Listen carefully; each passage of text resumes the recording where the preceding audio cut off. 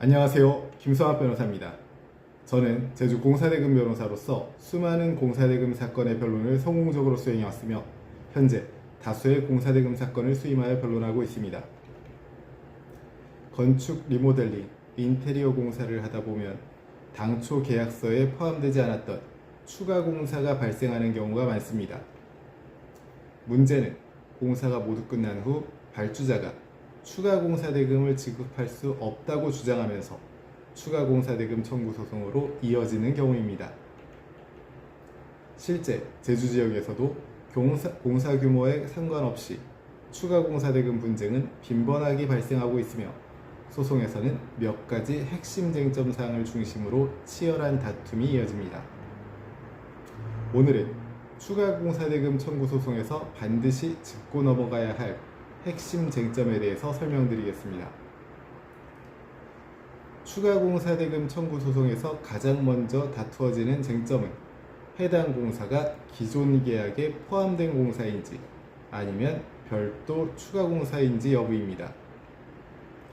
발주자 측에서는 흔히 그 공사는 원래 계약 범위에 포함된 것이다 라고 주장하는 반면 시공자 측에서는 추가 공사 요청에 따라 새로 진행된 공사라고 주장하게 됩니다.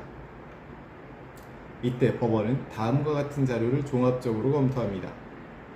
최초 공사 계약서 및 내역서, 설계도면 시방서, 공사 전후 변경 사항, 견적서 및 변경계약서 존재 여부 등에 대해서 검토하게 됩니다. 계약서에 명시되지 않은 공사라는 점을 어떻게 입증하느냐가 추가 공사 대금 청구의 출발점입니다. 추가 공사 대금 청구가 인정되기 위해서는 단순히 공사를 했다는 사실만으로는 부족하고 발주자의 요청 또는 사전 또는 사후 승인이 있었는지가 핵심 쟁점이 됩니다. 법원은 이를 위해 다음과 같은 사정을 중요하게 검토합니다.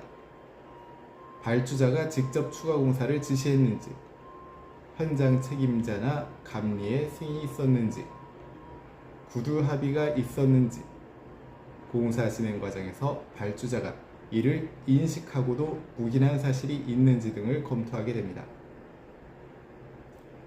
구두 요청이나 묵시적 승인의 경우 입증이 쉽지 않기 때문에 문자 메시지, 카카오톡 대화, 이메일, 현장 사진 등이 중요한 증거로 활용될 수 있습니다. 이러한 자료를 어떻게 법적으로 구성하느냐에 따라 소송 결과가 달라질 수 있으므로 제주 공사대금 변호사의 조력이 필수적입니다. 추가 공사 대금 청구 소송에서는 추가 공사가 맞는지, 얼마를 청구할 수 있는지 두 가지 모두가 문제가 됩니다. 법원은 다음과 같은 기준을 통해 공사 대금 액수를 판단합니다.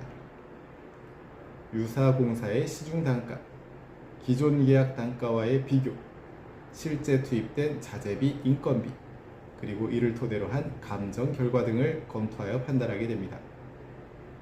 만약 추가 공사에 대한 견적서나 합의서가 없다면 감정 절차를 통해 공사 대금이 산정되는 경우가 많습니다. 이 과정에서도 청구 금액을 최대한 인정받기 위해서는 체계적인 주장 구조와 증거 정리가 필요합니다.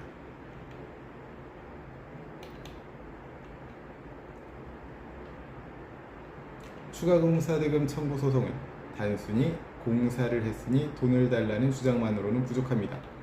추가 공사의 성격, 발주자의 관여 여부, 공사 대금 산정 근거를 종합적으로 입증해야만 원하는 결과를 얻을 수 있습니다. 현재 공사 대금 사건에 대한 법률적 도움이 필요하시다면 언제든지 제주 공사대금 변호사 김성학 법률사무소를 찾아주시면 신속, 정확한 해법을 제시해드리겠습니다. 조금이나마 도움이 되셨으면 합니다. 여러분의 권리를 지키고 언제나 신속하고 정확한 해법을 제시해드리는 김성학 변호사입니다. 감사합니다.